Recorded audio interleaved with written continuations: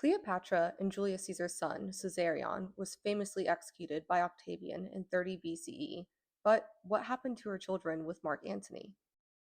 Cleopatra had three children with Mark Antony: Cleopatra Selene, Alexander Helios, Helios being the sun, the counterpart to his twin sister Selene, the moon, and Ptolemy Philadelphus, her fourth and youngest child.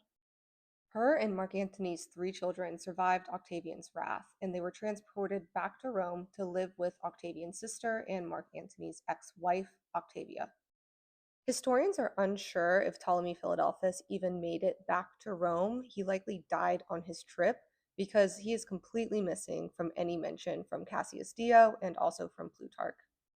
And the fate of Alexander is also spotty, but it is likely that he made it back to Rome with his sister.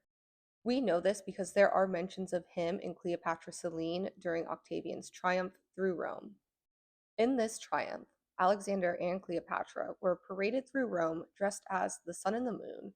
They were clad in heavy golden chains, and they were flanked by an effigy of their mother clasping an asp to her arm. But unfortunately, after this, the sources for Alexander Helios completely stop.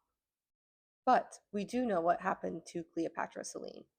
As for Cleopatra Selene, her mother's likely plan to have her marry her half-brother Caesarion was obviously thwarted, which is insane to think about on so many levels. Aside from their children would be related to Mark Antony, Julius Caesar, and Cleopatra, making for quite the dynamic. But Augustus, previously Octavian, did have plans for her. Cleopatra Selene married King Juba II of Mauritania in 25 BCE. We think this is around the time they got married because this is likely when she was of proper age to get married.